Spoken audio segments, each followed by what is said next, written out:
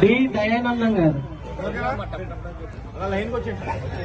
D Dayanandam గారు, ఏ కొండబాబు గారు, Pagadalapeta union, ఏ కొండబాబు గారు,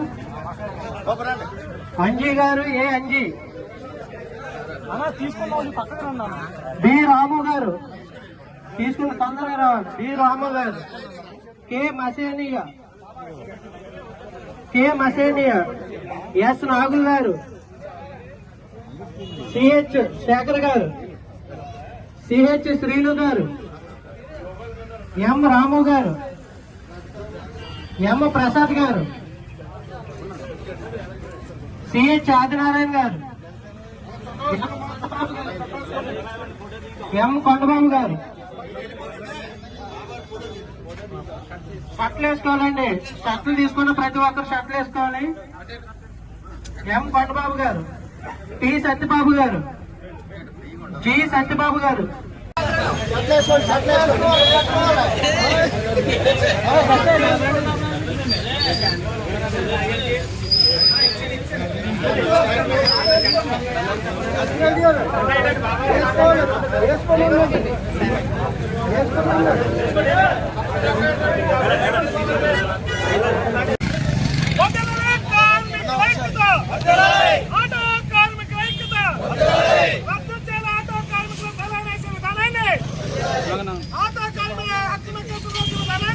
టీయూసీ తెలుగుదేశం అనుబంధ సంస్థ అయిన టీఎంటీయూసీ స్టేట్ ప్రెసిడెంట్ గారు విజయవాడ నుంచి వచ్చి ఆయన కార్యక్రమం ఒక బస్సు యాత్రగా టెక్కలి నియోజకవర్గంలో మొదలుపెట్టి అలా మొత్తం ఆల్ నియోజకవర్గాలు చైతన్యం ఆల్ ఫ్యాక్టరీస్ అయితే కానీ, అలాగే మన ఆటో యూనియన్స్ కానీ, అలాగే డ్వాక్రా మహిళలు కానీ, కార్మికులకి ఉన్న కష్టాలు తెలుసుకుంటూ వాళ్ళని ఓదార్చుతూ వాళ్ళ విన్నపాలని స్వీకరించి తెలుగుదేశం పార్టీ అధినేత శ్రీ చంద్రబాబు నాయుడు గారు, లోకేష్ బాబు గారికి వివరించడానికి నడుం బిగించి వచ్చిన మన రఘురామరాజు గారికి స్వాగతం సుస్వాగతం పలుకుతున్నాం.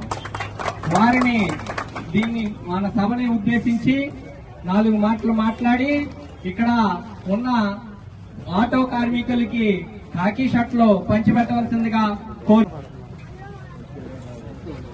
ఈరోజు తెలుగుదేశం పార్టీ అధినేత చంద్రబాబు నాయుడు గారి పిలుపు మేరకు ఎక్కడి నుంచి కుప్పం దాకా ఈ రాష్ట్రం నుండి 153 లక్షల మంది కార్మికులు చైతన్యం రావడం కోసం, మీ కష్టాలు తెలుసుకొని చంద్రబాబు నాయుడు వివరించడం కోసం మేము ఈ చైతన్య యాత్రని ప్రారంభించడం జరిగింది. అనేక చోట్ల ఆటో కార్మికులతో సమావేశమయ్యాం. వాళ్ళు చెప్తున్న మాట ఏంటంటే, అందరికీ 10 స్థానం చెప్పారు జగన్మోహన్ రెడ్డి, కానీ కొంతమందికి ఇస్తామని చెప్పి చాలా మంది చెప్పారు. అదేవిధంగా డీజిల్ రేట్లు అప్పట్లో 58 రూపాయలు ఉండేదండి చంద్రబాబు గారి టైంలో, కానీ ఈరోజు 100 రూపాయలు అయిపోయింది అని ఆంశం కూడా చెప్పడం జరిగింది. దాంతోపాటు ఫైన్ అప్పుడు మినిమం ఫైన్ 100 రూపాయలు 130 రూపాయలు ఉండేది. ఇప్పుడు మినిమం 1000 రూపాయలు చేసి 1000 నుంచి 20,000 వరకు ఆర్టీఓలు కానీ పోలీసులు కేంద్ర వస్తారని చెప్పే విషయాలు మా దృష్టి రావడం.